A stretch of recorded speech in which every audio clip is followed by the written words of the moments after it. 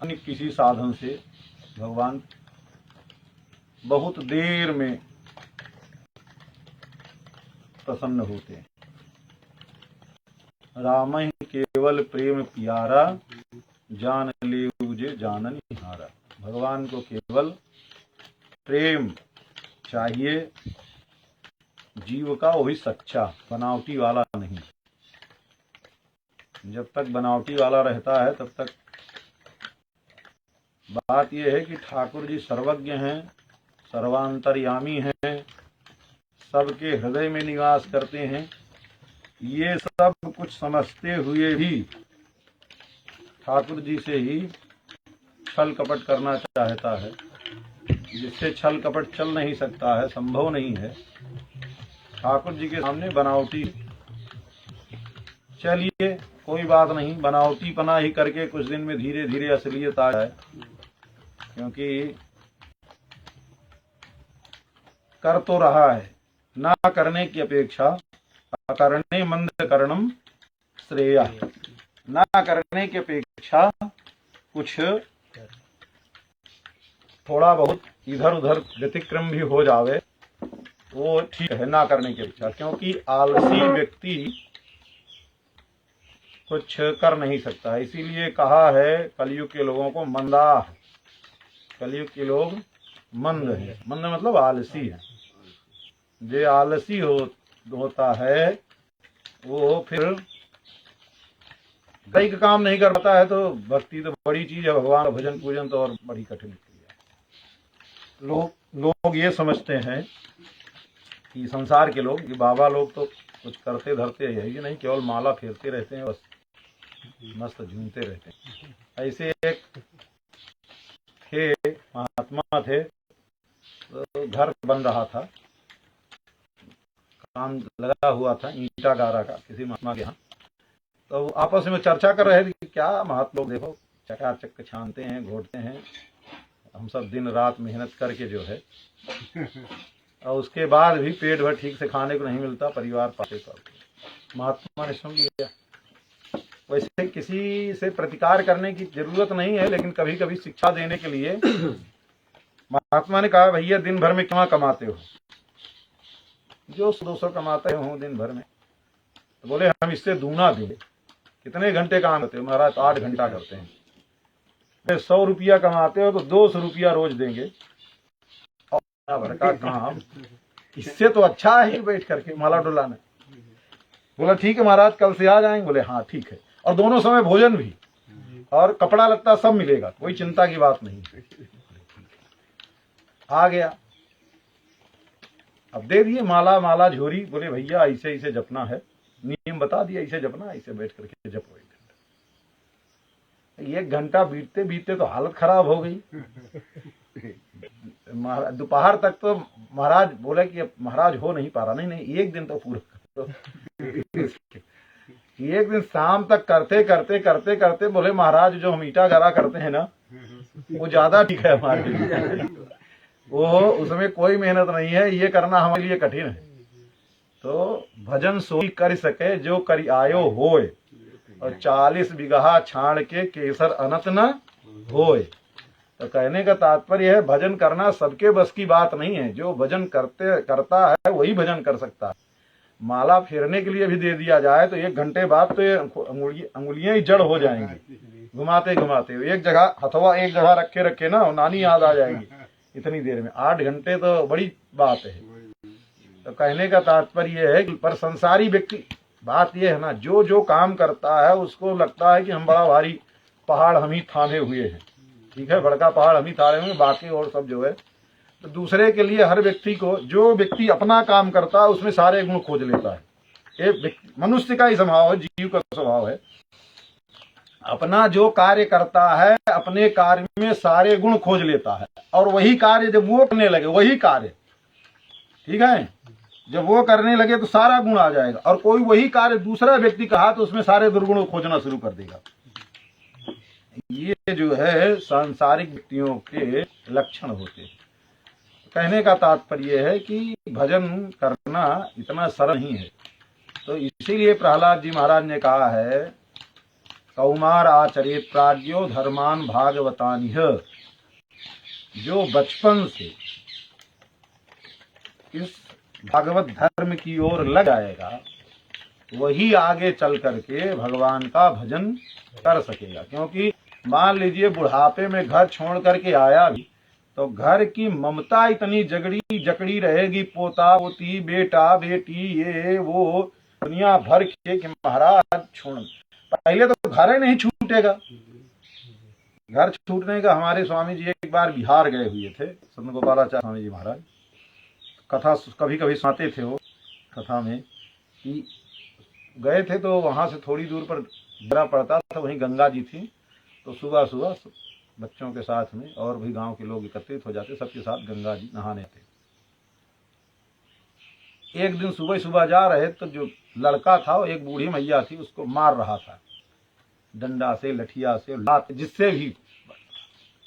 महात्मा लोग थे तो डांट लगाए। महात्मा भाई कितना हो बिहार में अभी इतना भी है कि साधु महात्मा का सम्मान करते हैं। जब साधु महात्मा सब डांट लगाए तो भाग गया।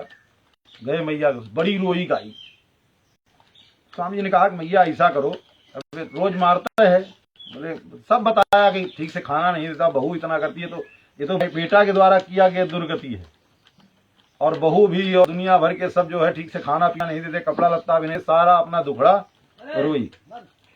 तो स्वामी जी ने कहा कि ऐसा है मैया, चलो अयोध्या में रहो, राम राम करना, कुछ नहीं करना है, केवल बैठ के राम राम करना और भोजन पानी रहने न कोई डांट न फटकार, आराम से रहना। बोले हाँ महाराज चलेंगे। तो ठीक जा रहे हैं, गंगा जी नहा करके आते हैं। बोले ठीक है महाराज जाइए नहाने। लोग करके आए तो बोले मैया तैयार है? बोले जा महाराज, अरे बेटा ही तो मारा है, हमारा बेटा है तन हमारा है, जिसके होगा नहीं वो का मारेगा।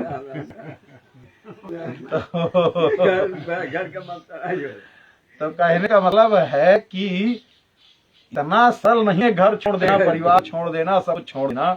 इसीलिए भगवान कहते हैं दुर्वासा जी के, ये दारागार पुत्राप्तान प्राणान वित्तमिम इमं परम हित्वा माम शरणम याता कथम तांस त्यक्तुम उत्सहे। जो अपना घर परिवार, ये जो संबंधी की श्रृंखला होती, रक्त संबंध की जो श्रृंखला होती है, इसको छोड़ना इतना कठिन नहीं होता है।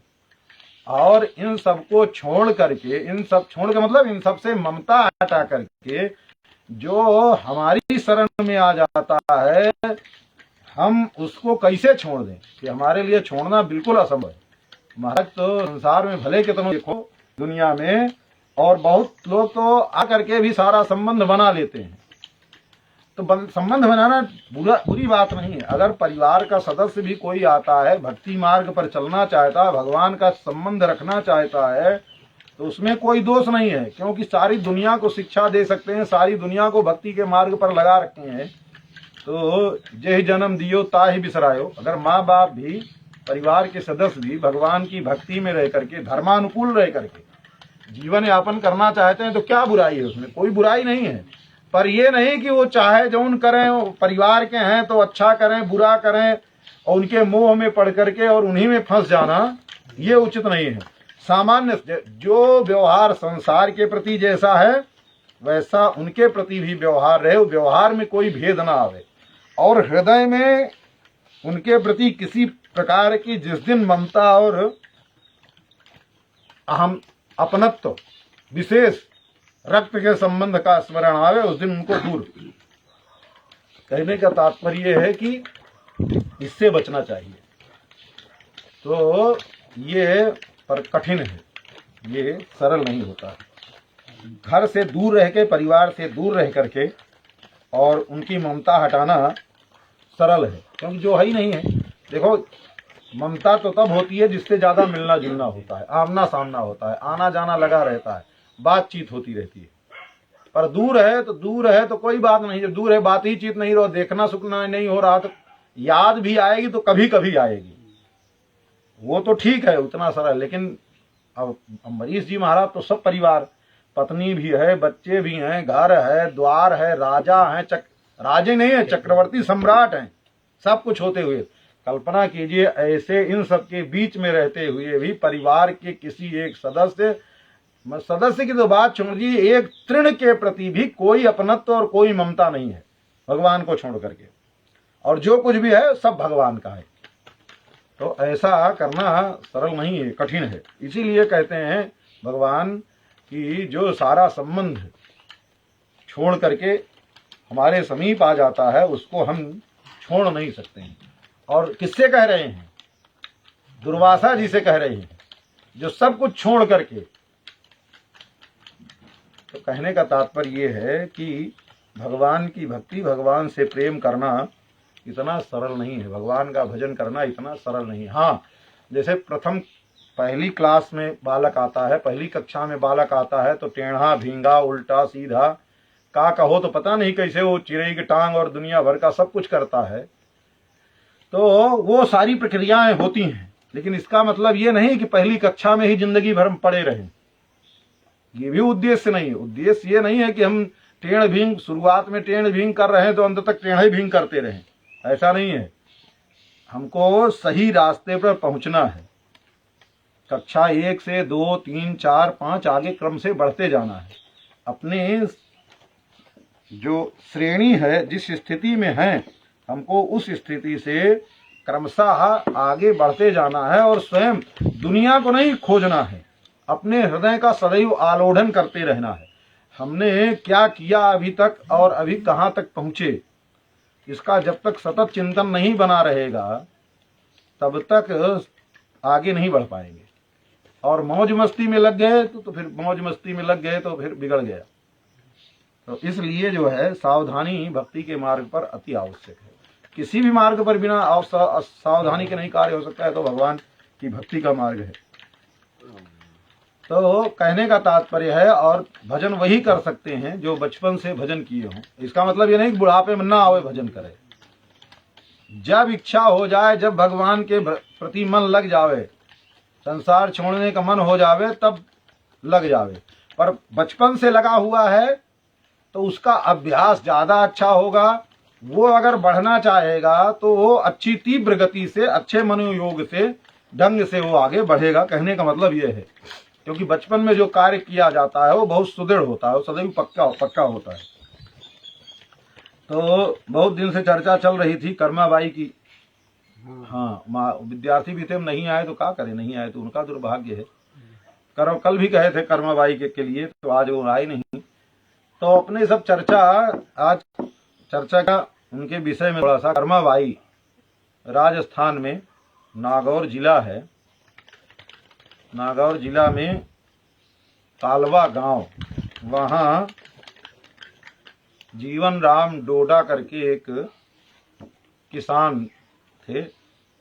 उनके यहाँ अब एक तो वैसे मरुस्थल है और वहाँ कोई बहुत जल वल की व्यवस्था होती नहीं है। महाराज जी तो उधर से ही आए हैं, तो वहाँ की प्रकृति के बारे में सारा जानते ही हैं। तो वहाँ की स्थिति है, उनके घर में एक कन्या प्रकट हुई। कहते हैं जैसे प्रकट सारे बच्चे तो रोते हैं पैदा होते ही, कहाँ चिल्लाते हैं, पर वो कन्या पैदा भई तो हंसी सबसे पहले, रोई नहीं, हंसी। जो तो दाई थी ना, जो वो काटने वाली आती है, नारा वारा काटने के लिए, दाई बोलते हैं उसको, गांव में आती है नारा काटने के लिए। तो बच्ची के हंसी को सुन करके प्रसन्न हुई और प्रसन्न होकर के कहा, इस पर तो भगवान की बड़ी कृपा है, पैदा होते ही। भाई हर व्यक्ति तो रोता है, पर ये हंस रही है। तो धीरे धीरे करके वो बड़े मनोयोग से थी तो किसान की बेटी, पर भगवान की जन्मांतर की कृपा और भगवान की कृपा बड़ी सुंदर और कुलवती, गुणवती, सारे लक्षण उसके अंदर विद्वान। और बचपन से ही पिताजी भी भगवान के भक्त थे, किसान परिवार से। देखो जो अब गृहस्थ घर में रह करके अपने से श्रम करके खेती पाती करके जो भक्ति करते हैं, थोड़ा ही करें, ठीक है, थोड़ा ही करें, पर उनका बहुत होता जाता है। अपने सबका क्यों कितना करें तो कम होता है, क्योंकि बात यह है कि अपने सब दूसरे के तो खाते हैं, जितने भी आते हैं वो सब दे जाते हैं, कोई अच्छे मनोभाव से नहीं देते हैं, वो तो देते हैं कि हमारा कुछ पाप कटे। जो भी आता है इसका यही मनोभाव होता है कि बाबा जी को दे रहे हैं तो हम जितना, और उसको खुद को पता है हम जीवन में कितना कुकर्म किए हैं, तो ये सोचता है कि जितना किए उसमें से कुछ जो है कम हो गए, तो बाबा जी को जो है आता है दे जाता है, अपने सब बिना विचारे जो है उन्हीं का लेते रहते हैं, खाते रहते हैं। तो अब जो भजन करते हैं कुछ ना कुछ अंश तो जाएगा ही जाएगा ना वो। पर जो सीधे साधे गांव के ग्रामीण सच्चे भोले, जिनको चाय बाय, ना किसी को ठगना ना किसी से कुछ करना, सीधे साधे एकदम सरल होते हैं, और स्वयं दिन भर खेती में कर उसमें जो अच्छा बुरा जो भी रूखा सूखा मिला उसी को अपना परिवार जीवन यापन करते हैं। वो थोड़ा समय भी भगवान के लिए देते हैं तो भगवान उनसे बहुत प्रसन्न हो जाते हैं। तो ऐसे ही थे वो बेचारे, अपना भगवान का भजन भी करते, श्याम सुंदर की लकड़ी की प्रतिमा घर में, और उन्हीं का आराधन करते, पूजन करते। जाट कुल से थे पर घर में ठाकुर जी के दारू विग्रह विराजमान थे, उन्हीं की सेवा पूजा और भगवान की और संतों की कृपा, क्योंकि जो भी संत आते संतों की भी सेवा करते, सबको यही प्रक्रिया थी। तो ऐसे करते करते जीवन यापन हो रहा था। तो घर में जैसे कार्य होते रहते हैं, अब जिसके घर में नचनिया पधनिया हो गए, घर के बच्चा भी देख करके वही कर्म करेंगे। तो घर का जो वातावरण होता है उसी वातावरण के अनुसार बच्चे भी उसमें ढलने लगते हैं।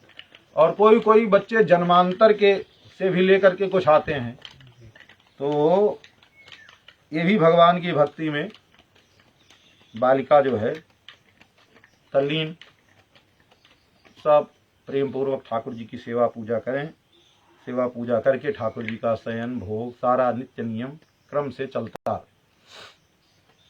एक दिन ये हुआ कि धर्मात्मा थे और जो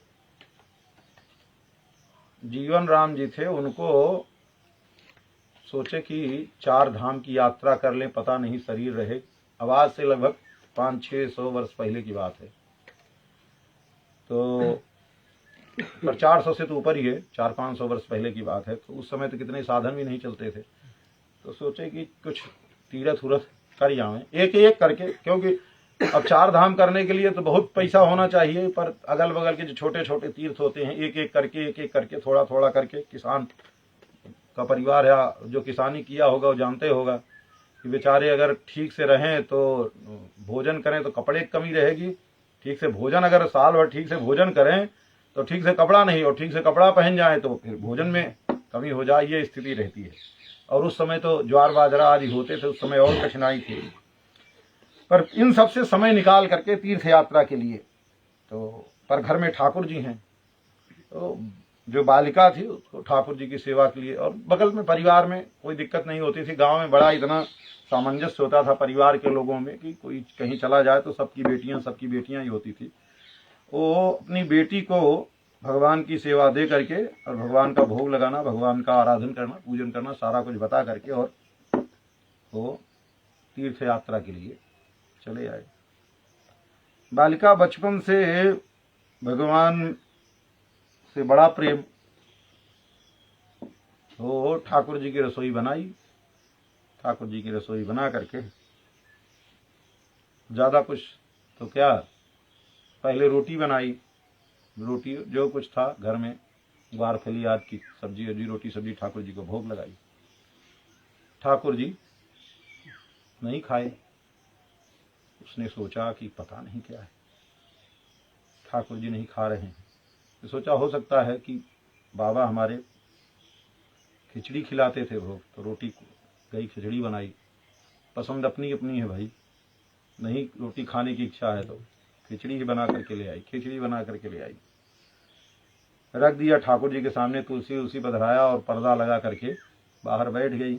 जिस प्रकार से देखती थी तो बैठ गई, तो जा करके अंदर देखा तो फिर वैसे रखा हुआ है। बड़ा सोची कि पता नहीं क्या हो गया, क्यों नहीं खा रहे हैं।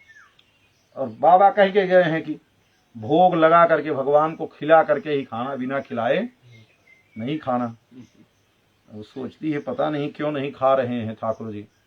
ठाकुर जी से बोली कि आज जो है बाबा आने वाले नहीं हैं, बाबा तो चले गए हैं धाम करने, आने वाले नहीं हैं। अगर उनके भरोसे बैठे हो कि वो आएंगे वही खिलाएंगे, भाई होता है जैसे गैया होती है, एक हथी हो जाती जिसके हाथ से दूध देती, उसी के हाथ से दूसरा आवे तो उसको तो हो सकता है, उसने सोचा कि हो सकता है ठाकुर जी के भी ऐसी हो कि ठाकुर जी हमारे बाबा के ही हाथ से खाते हैं, तो उसने कहा कि अगर बाबा के ही हाथ से खाना है तब तो भूखे ही रह जाओगे, तो इसलिए हमारे बाबा गए, वो पता नहीं कब लौट करके आए, तो इसलिए महाराज आप भोग लगाओ।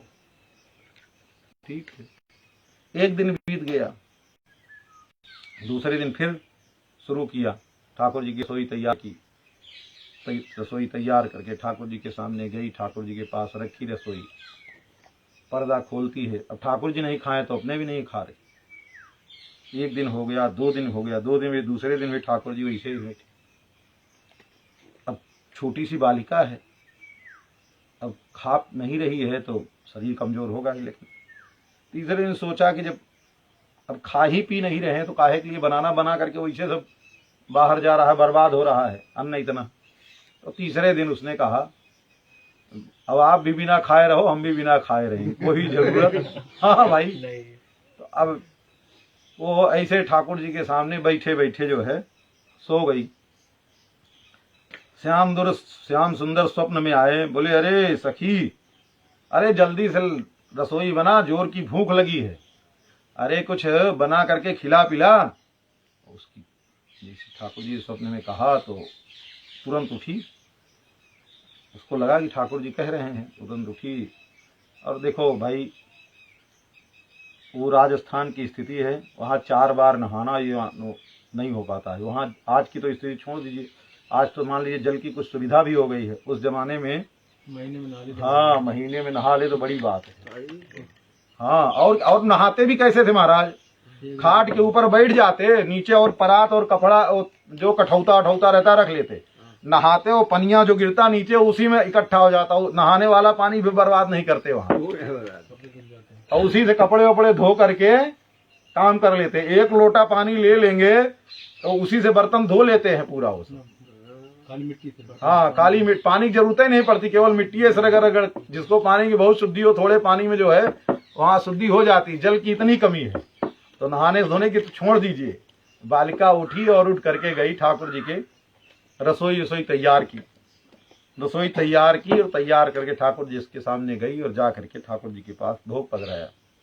अब ठाकुर जी को स्वयं भूख लगी थी। ठाकुर जी महाराज पा लिए प्रसाद, पर्दा खोल करके देखा, हाँ प्रसन्न हो गई, आज ठाकुर जी पा लिए। धीरे धीरे जो है, अब एक दिन का काम तो था नहीं, ये तो रोज का काम था। धीरे धीरे भोग लगाती ठाकुर जी को पाते और बड़ी प्रसन्नता से रहने लगी। कालक्रम ऐसे बीतता गया, समय आ गया बालिका का। ठाकुर जी का सानुभाव नहीं, ठाकुर जी भोग लगा रहे हैं, ठाकुर जी भी भोग लगाते। आई ठाकुर जी केवल वो थाली में जो रखती है ठाकुर जी पा लेते हैं, ठाकुर जो बचता है वो उसको अपना पा लेती है, ठाकुर जी का बचा ही हुआ ही पाती है जो पाती है। कालक्रम से समय ऐसे बीतता गया। उसको तो देखिए, उसकी भावना ये नहीं थी कि ठाकुर जी हमको दर्शन दे, प्रत्यक्ष हमारे सामने प्रकट हों और हम उनका दर्शन करें, ये भावना नहीं है। ठाकुर जी की तो इतना ही मतलब है, जितनी भावना है जीव की, ठाकुर जी उतने उसके साथ व्यवहार करते हैं। अब कालक्रम से कोई कहते हैं कि वहीं बगल में है थोड़ी दूर पर, और कोई कहते हैं अलवर के समीप कोई एक गांव है, वहां कन्या का ब्याह हो गया। छोटेपन में ही ब्याह हो गया। पिता तो ब्याह हो गया तो हुआ ये कि थोड़े दिन में ही वो विधवा हो गई, बाल विधवा। तो अब पिताजी के साथ ही रहने लगी। अब पिताजी को भी पता चला कि ये भोग लगाती है, तो इसके भोग लगाने पर ठाकुर जी खाते हैं। पिताजी के कौन नहीं प्रसन्न होगा, जो भक्तिमान होगा, जिसके यहाँ भक्ति होगी, ठाकुर जी जिसके हाथ के खाने लगे, वो तो नहीं। जब धीरे धीरे अगल बगल और सब समाज में चर्चा चलने लगी, तो बहुत प्रकार के व्यक्ति होते हैं। तो कोई कहते अरे तो ढोंग कर रही है, अभी अनेक अनेक स्त्री जाति है तो क्या है, दुनिया भर की बहुत सी बातें होती हैं। लेकिन बहुत प्रकार के लोगों में श्रद्धावान भी लोग होते हैं। बहुत लोग श्रद्धावान जब भोग लगावे और ठाकुर जी महाराज उसमें आरोग्य हैं, पाए हैं, तो उसके प्रसाद लेने के लिए आवे लोग। तो उस प्रसाद में जो रस प्रकट हुए पाने के बाद जीव की जो मना स्थिति हुए, जो सात्विक जन थे वो समझ गए कि हाँ जो है वास्तव में इसके हाथ से ठाकुर जी प्रसाद पा रहे हैं। कालक्रम से ऐसे ऐसे धीरे धीरे धीरे धीरे धीरे धीरे समय बीतता गया। पिताजी का भी शरीर छूट गया। पिताजी का जब शरीर छूट गया तब उसने सोचा कि अब यहाँ रहना ठीक नहीं है। भगवान से धीरे धीरे प्रेम नित्य निरंतर बढ़ता गया। चलते चलते चलते चलते घर छोड़ करके निकली। चलते चलते जगन्नाथपुरी पहुंच गए। क्योंकि साधु महात्मा आते थे, सब बताते थे। तो उसने ये सुना था कि पतित पावन केवल जो पतित है उस पतित को पावन करने के लिए केवल जगन्नाथ भगवान है। उनके यहाँ न नहाना, न धोना, न जूठा, न मीठा, न कूठा, कुछ नहीं। कैसा भी जीव होवे सबको अपना लेने के लिए जगन्नाथ भगवान दोनों हाथ केवल फैलाए हैं। इसे आ जाओ बस केवल। भगवान कैसे, जगन्नाथ भगवान कैसे हैं? दोनों हाथ आ जाओ बस केवल। ना इधर है ना उधर है, ना नीचे है ना, सीधे बुला रहे हैं भगवान। विचार किया कि पुरी जाना चाहिए जगन्नाथ भगवान की शरण में।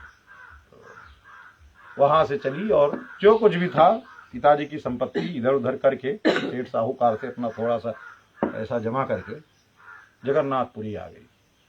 जगन्नाथपुरी में आ करके और एक कुटी जगह वगह ले लिया और जगह ले करके एक कुटिया बना लिया और कुटिया बना करके वहीं रहने लगी। अब वहां आ करके मंदिर में गई। पहली बार वहां का मंदिर का दिव्य दर्शन और सब कुछ दर्शन करके गई। भगवान का दर्शन किया। 1 दिन 2 दिन 4 दिन। अब वहां की सेवा की विधि अलग, पूजा की विधि अलग सब। अब भगवान को जो है 9-10 बज जाता ठाकुर जी को बाल भोग लगते लगते। बाल भोग जो है होते होते 9-10 का समय हो जाता। तो हृदय में रोज सोचती है, अरे पता नहीं क्या बात है, भगवान को इतनी देर में भोग लगाते हैं। तो बोले पुजारी लोग, अब पुजारी लोग हैं तो माँ हो तो बच्चे के भूख प्यास की चिंता करती है। स्त्रियों का हृदय कोमल होता है और कोमल हृदय जिनके अंदर वात्सल्य नहीं होता है वो ये नहीं समझते हैं कि भूख लग रही कि प्यास लग रही। उनको तो केवल व्यवहार का ज्ञान होता है। तो उसने सोचा कि लाला को कोई भोग वोग जल्दी नहीं लगाता है। बालक तो ये होते हैं कि छोटे बालक जो होते हैं और कर्माबाई की जो भक्ति है वो केवल छोटे बालक की है, ठाकुर जी महाराज की। उसने विचार किया लाला को तो इतनी सुबह भूख लग जाती हुई, बच्चे तो उठते ही सबसे पहले उन्होंने दतुवन करना ना मंजन करना सबसे पहले हो। हाँ, उनको खाने पीने की चीज चाहिए, वो तो उसी पे टूटते हैं। और यहाँ ये सब जो है पता नहीं क्या करते करते 9-10 बजा देते हैं। तो उसने कहा कि लाला ऐसा है, उनको सुबह सुबह लग जाती होगी भूख। अब ये सब तो देंगे नहीं, ये तो पंडित जी लोग हैं अपना पानी उलीचने में लगे रहते हैं इधर उधर में। तो ऐसा करो कि सुबह सुबह हमारे यहाँ आ जाया करो। सुबह सुबह जगते ही तुरंत हमारे पास आ जाओ और वहां हम जो है तुम्हारे लिए खिचड़ी बना करके रखेंगी और खा लेना। फिर उसके बाद यहाँ आकर के फिर पंडित जी लोग जो अपना करते रहना कुछ। जगन्नाथ भगवान से बोल करके कर्माबाई आ गई अपनी कुटिया में। अब देखो विश्वास है उसको कि ठाकुर जी से कह करके आए हैं, ठाकुर जी हमारे यहाँ आएंगे। प्रातः काल उठी और उठ करके वो, उसको भी नहाना धोना नहीं, क्योंकि देखिए स्वभाव बन जाता है। जो प्रथम काल में व्यक्ति जैसे आचरण करते चला आता है तो उसको भी नहाया धोया कुछ नहीं। सबसे पहले उठी, चूल्हे में लकड़ी डाली और इधर उधर से आग लगा करके फूंक फांक करके बटलोई चढ़ा दिया और चावल दाल धुल करके नमक डाल करके, और जो भी उधर नारियल बहुत होता है तो कूट काट करके, अच्छा भी लगे थोड़ा नारियल कूट करके, हरी मिर्च ऐसे ऐसे खड़ा सब जो है डाल करके बस ठाकुर जी के लिए। और सुबह सुबह उठ करके सूर्योदय के पहले उसकी खिचड़ी तैयार हो गई। जब खिचड़ी तैयार हो गई तो ठाकुर जी महाराज पहुंच गए। ठाकुर जी पहुंच गए और ठाकुर खिचड़ी को परोसा थाली में अब वो ठाकुर जी बैठे हैं पाने के लिए। बहुत ज्यादा ठंडी नहीं होती है पुरी में, तो ज्यादातर समय गर्मी का ही होता है। तो ठाकुर जी बैठे हुए हैं, तो राजस्थानी लहंगा माताओं का बहुत कपड़ा लगता है उसमें। अब कितना, बहुत लोग तो बहुत कुछ बताते हैं, पर उनका जो लहंगे का कपड़ा होता है बहुत ज्यादा, उसमें स्तर पर तर, परत पर परत परत बहुत ज्यादा कपड़ा होता है। तो उसी से वो कपड़े से लेकर के, वो खिचड़ी गर्म होती थी जो, उसी से लेकर के हाँकती, ठंडा करती, ठाकुर जी पा रहे हैं उसी से हवा करती, और ठाकुर जी पा करके नित्य चले जाते। और फिर ठाकुर जी का जाती, नित्य ठाकुर जी का दर्शन करती। वहाँ के तो लीले अलग है पुरी की। ठाकुर जी का भोग फिर लग रहा है, तो ठाकुर जी प्रातः काल खिचड़ी का भोग लगाती। अब ऐसे क्रम चलता रहा।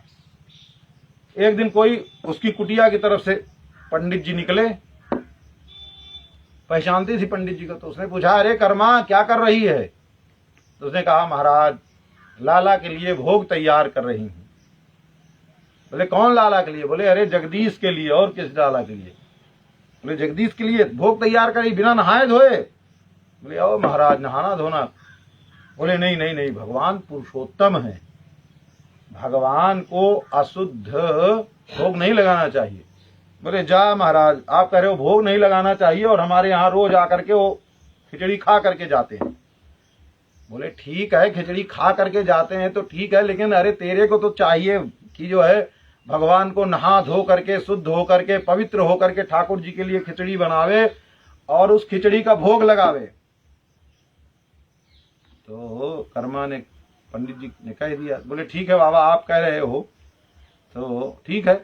बोले मैया, जब तू नहा धो करके, शुद्ध हो करके, पवित्र हो करके ठाकुर जी को भोग लगाएगी, तो कन्हैया और प्रेम से पाएगा तेरी बनाई हुई खिचड़ी को। बोले हाँ बाबा, तब कोई बात नहीं, लाला और प्रेम से पाएगा। हमको भी लगता था कि लाला थोड़ा बहुत खाता है, बीच में भग जाता है, थोड़ा ही थोड़ा खाता है, बीच में भग जाता है, पता नहीं क्या बात है। तो शायद हमारी अपवित्रता के कारण ही है। तो जगन्नाथपुरी में कौन पानी की कमी है? तो प्रातः काल उठी, नहाई धोई, नहा धो करके और खिचड़ी बनाने के लिए बैठी। भाई नहाते धोते, शुद्ध पवित्र होते होते समय लग गया। अब खिचड़ी जो है तैयार नहीं। ठाकुर जी आकर के पहुंच गए। बोले मैया कहा बात भाई? तो मैया ने कहा, लाला आज नहा धो करके, शुद्ध और पवित्र हो करके तेरे लिए खिचड़ी बना रही हूँ, प्रेम से खिचड़ी पाना। बोले मैया मैं तो प्रेम से पाता हूँ। बोले नहीं नहीं लाला, थोड़ा। तो ठाकुर जी को खिचड़ी देर में तैयार भई और परोसा थाल में, और गर्मे गर्म खिचड़ी ठाकुर जी महाराज पाना शुरू किए। वो हाँक रही हो लहंगे से ही। तो ठाकुर जी तब तक मंदिर का पट खोलने के लिए घंटी बजी, ताली वाली बजाया पुजारियों ने। ठाकुर जी महाराज ने घंटी की आवाज सुनी, ताली की आवाज सुनी। कौशल्या सुप्रजा रामा जैसे हुआ तैसे ठाकुर जी महाराज खिचड़ी खाए थे, और बस आधी खिचड़ी, हाथ मुंह भी नहीं धोए, मुंह में खिचड़ी लगी थी, और यहां से भगे पहुंच गए मंदिर में। तब तक पुजारी लोगों ने दरवाजा घड़घड़ घड़घड़ घड़घड़ करते खोल दिया। जैसे दरवाजा खोला, देखा भगवान जगदीश के मुंह से धाह निकल रही ना, मतलब कोई गरम गरम चीज खाई आप, अगल बगल लगा रहे तो क्या होगा, उससे भाप जो निकलता है वो भाप निकल रही। सब आश्चर्यचकित, क्या हो गया सब। और नजदीक जा करके देखा तो ठाकुर जी के यहाँ खिचड़ी लगी हुई है। बोले भैया मंदिर तो बंद था, सामय को बंद कर दिए, अभी कहाँ ये जो है खिचड़ी आकर के लग गई। पुजारी लोग आश्चर्यचकित हुए। बोले अब क्या हुआ? तो होता यह है कि जगन्नाथपुरी में आज भी है, उनको दैता कहते हैं जो पुजारी वहां के होते हैं, किसी न किसी वहां के पुजारी से भगवान का सानुभाव होता है, तो जिससे ठाकुर जी महाराज अपना संदेशा बताते रहते हैं। तो गए जाकर के जो थे उनसे कहा कि ठाकुर जी का ऐसा ऐसा, उनको लेकर के आए तो पूछा ठाकुर जी को, आप अंदर से बंद कर लिया। गए जाकर के पूछा क्या बात है? ठाकुर जी महाराज ने कहा कर्माबाई खिचड़ी बनाती है और रोज हम उसकी खिचड़ी सुबह सुबह खाने जाते हैं, खिचड़ी खाने के लिए जाते हैं। और वो कर्माबाई कोई पंडित जी गए और जा करके समझाए आए कि मैया तू नहा धो करके पवित्र हो करके बटलोई भी खूब अच्छे से मांज करके धो करके पूरा बर्तन, और तब खिचड़ी बनाना। वो ये करते करते उसको देर हो जाती है, और यहाँ पुजारी लोग जल्दी से पट खोल दिए तो हमको आना पड़ा। कहा कि महाराज आपको यहाँ इतना भोग लगता है, 5000 हंडी मंदिर का नियम है, जो इतनी बड़ी हंडी होती है उस 5000 हंडी मंदिर का नियम है कि वो रोज भोग लगेगा ही लगेगा, उससे कम नहीं हो सकता है। एकादशी के दिन हो तब भी उतना ही लगेगा। और जो दूसरे लोग आकर के और मंदिरों का और सबका भगत कोई आया अपनी तरफ से भोग लगवा रहा है, उसमें कटौती नहीं होगी, वो 5000 से अधिक जितना हो वो लगे। बोले महाराज इतना भोग लगता है और आप खिचड़ी जाते हैं कर्माबाई की खाने के लिए। बोले महाराज हम खाने के लिए जाते हैं, उसकी भावना है कि हम जो है इतनी देर तक भूखे रहते हैं, तो हमको वहां खिचड़ी खाने जाना है और हम खिचड़ी खाने जाएंगे। तो बोले इतनी सुबह यहाँ भोग की व्यवस्था कर दिया। बोले नहीं नहीं, हमको तो कर्माबाई के हाथ के ही खिचड़ी खाना है। बोले तब? बोले पंडित जी को उसको समझाओ जा करके कि पंडित जी की बात को मना माने, जैसे वो बनाती थी खिचड़ी वैसे बनावे। ठीक है, वो गए पुजारी जी, जा करके कहा अरे कर्मा तू जैसे खिचड़ी बनाती थी वैसे खिचड़ी बना। बोले ना महाराज। वो पंडित जी महाराज कह करके गए हैं कि ठाकुर जी महाराज बड़े प्रेम से पाते हैं, तो अब माने नहीं बात। अब रोज ठाकुर जी महाराज की यही स्थिति हो जाए, आधा तिया खावे भाग करके आ जावे। तो अब रोज ठाकुर जी के मुंह से पुजारी लोगों ने सोचा है तो बड़ी अच्छी बात। तो अब खोजा गया वो पंडित जी कौन है। खोजते खोजते खोजते खोजते पता चला, गए उन पंडित जी के पास, जाकर के बोले ठाकुर जी की ये दशा हो रही है, ठाकुर जी को एकदम गरम गरम खाना पड़ता है, ठाकुर जी का मुंह भी जलता है, देखो मंदिर में ठाकुर जी के मुंह से धार निकल रही है। काहे उल्टा सीधा पट्टी पढ़ा करके उसको आ गए, जाओ, और वो किसी की बात भी नहीं मान रही है, तुम ही जाकर के कहोगे तभी ठाकुर जी वो बात मानेगी। पंडित जी फिर निकले उधर से, बनावटी बना नहीं, पंडित जी फिर वैसे रास्ते से निकले, देखा खिचड़ी बना रही। बोले क्या कर्मा क्या कर रही? बोले महाराज खिचड़ी बना रही। बोले अच्छा खिचड़ी बना रही? बोले हाँ। बोले आज इतनी देर कैसे हो गई? बोले महाराज आप ही ने तो कहा था कि जो है नहा धो करके ये करके वो करके। बोले हमने तो ऐसे ही कह दिया था, तेरी खिचड़ी तो ठाकुर जी को ऐसे ही पसंद है, तू जैसे बनाती थी। तेरी खिचड़ी तो बिना नहाए धोए जैसे तू बनाती थी, ठाकुर जी ने कहा है वैसे ही तू खिचड़ी बना, वैसे ही खिचड़ी पसंद है। बोले हाँ महाराज ठीक है, हम वैसे ही बनाएंगे। अब कर्मा भाई जैसे पहले बनाती थी खिचड़ी, उठ करके बस और आग धोंक दिया चूल्हे में और रसोई बनाना शुरू कर दिया। ठाकुर जी महाराज आ जाते समय से, खिचड़ी ठंडी उंडी भी हो जाती, प्रेम से ठाकुर जी महाराज पाते खिचड़ी पा लेते। अब भाई शरीर तो शरीर है, शरीर तो शरीर है। एक दिन बूढ़ी हो गई मैया, लेकिन मैया कितनों बूढ़ी हो गई पर उसने खिचड़ी बनाना बंद नहीं किया, ठाकुर जी को नित्य भोग लगाती रही खिचड़ी की। हुआ ये एक दिन मैया का शरीर छूट गया। अब एक खिचड़ी की चर्चा पूरी में सब जानते हैं कि कर्मा के द्वारा बनाई हुई खिचड़ी, यहाँ तक कि राजा भी जानते हैं। अब खिचड़ी बनाई गई, वो सब कर्मा के एक दिन शरीर छूट गया। शरीर तो सबका, शरीर तो मृत्युलोक में शरीर छूटे गई, शरीर छूट गया। राजा ने जो उचित होता है उसी के अनुसार उनका सारा संस्कार किया गया। प्रातः काल जैसे हुआ, प्रातः काल दूसरे दिन, अब ठाकुर जी महाराज उसकी कुटिया में जा करके रोना शुरू किए।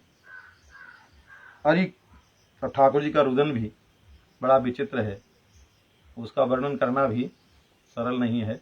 अब ठाकुर जी जा करके रोते हैं, अरे मैया तू कहाँ चली गई, अब कौन हमको खिचड़ी खिलाएगा, जोर जोर से रोते हैं। अब लोगों ने अगल बगल सुनी आवाज, कुटिया में कोई नहीं और कुटिया से आवाज आती है ठाकुर जी के रोने की। जितनी देर तक ठाकुर जी नित्य वहां जाकर के खिचड़ी खाते थे, उतनी देर तक रोज ठाकुर जी के रोने की आवाज, अरे मैया मुझको बड़ी जोर की भूख लगी है, अब कौन खिचड़ी खिलाएगा, ऐसे ठाकुर जी रोते।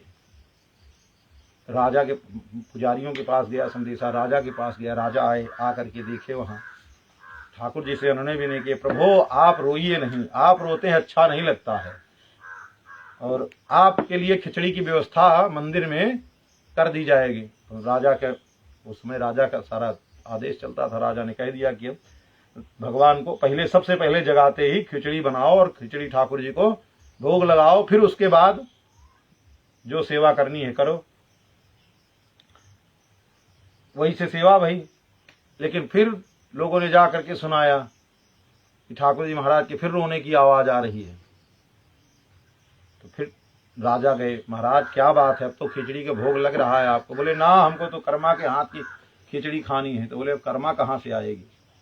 तो पुजारी जी को सानुभाव थे, उनको बुलाया गया। आए, ठाकुर जी से पूछे क्या बात है। ठाकुर जी ने कहा कि हमको तो कर्मा बाई की खिचड़ी खानी है। तो ठीक है महाराज, कल से कर्मा बाई की खिचड़ी। तो जो उसकी जमीन, जो कुटिया जहाँ थी, उस कुटिया को बेच दिया गया। बेच करके उससे जो संपत्ति धन पैसा आया उसको मंदिर में जमा कर दिया गया। और उसके ब्याज से, उसी के ब्याज से, उस समय तो स्वर्ण मुद्राएं चलती थी, सामान्य पैसे तो चलते नहीं थे, उस समय स्वर्ण मुद्राएं चलती थी। वही स्वर्ण मुद्राएं जमा कर दी गई मंदिर में, और उन्हीं स्वर्ण मुद्राओं का जो ब्याज आता है, उसी ब्याज से ठाकुर जी महाराज को भोग लगना प्रारंभ हो गया। अब उस मैया की कुटिया के जो संपत्ति से, कर्माबाई की जो संपत्ति थी, उससे जब भोग लगना प्रारंभ हुआ, तब ठाकुर जी महाराज का रुदन बंद हुआ। कर्माबाई की खिचड़ी आज भी ठाकुर जी महाराज भोग लगाते हैं और पाते हैं। तो कहने का तात्पर्य ये है कि ठाकुर जी महाराज सदैव अपने भक्तों की भावना के अनुसार तत्पर हैं, पर दृढ़ भावना होनी चाहिए। हमारी सबकी बात यह है कि हमारी सबकी दृढ़ भावना होती नहीं है। अब इस तरीके से निश्चल हृदय भी नहीं है। हम सब तो ठाकुर जी की सेवा पूजा करते हैं, तो सेवा पूजा करते यही समझते हैं ये तो बोलते नहीं हैं, ये तो देखते नहीं हैं, ये तो सुनते नहीं हैं, ये कुछ कहते नहीं हैं। अब चाहे जैसे करो, तो और जैसे तैसे सेवा भी करते हैं। सेवा भी जो जैसे करते हैं वो भी जैसे तैसे ही करते हैं। किसी, मान लो, कल्पना करें, एक बार कल्पना करें कि हम जो भगवान की सेवा करते हैं, अगर भगवान बोलते डोलते और ऐसे हमारे सामने बैठे हो तो हम कैसे सेवा करेंगे। कल्पना करके देखिए, तब कैसी सेवा करनी पड़ेगी, किस भावना से करनी पड़ेगी, कितना आदर करना पड़ेगा, कितना सत्कार करना पड़ेगा, कैसे सावधानी बरतनी पड़ेगी। उसी सावधानी से ठाकुर की सेवा प्रारंभ कर दें तो बहुत ज्यादा देर नहीं होगी ठाकुर जी की कृपा में। ठाकुर जी महाराज तो बस केवल भावना जिस दिन बन गई सच्ची, उस दिन कृपा ठाकुर जी कर देंगे। पर भावना जब तक नहीं बनती है तब तक तो फिर ऐसे व्यवहार का कार्य चलता रहता है। तुलसी तबके से अजहु जानिए, रघुबर नगर बसैया। ठाकुर जी महाराज जिस प्रकार से त्रेता में निवास करते थे अयोध्या में, तुलसीदास जी महाराज कह रहे हैं कि तबके से, तब जैसे ठाकुर जी महाराज रहते थे, अभी भी ठाकुर जी महाराज वैसे ही अयोध्या में निवास करते हैं। पर ये भावना, ये वृत्ति हमारी सबकी दृढ़ नहीं होती है। हाँ, जो महापुरुष हैं जिनकी दृढ़ भावना है, उनके लिए ठाकुर जी महाराज वही व्यवहार है, उनके साथ वैसे ही लीला चल रही है। बस इतना है कि हम सबको भी वैसे बनना है।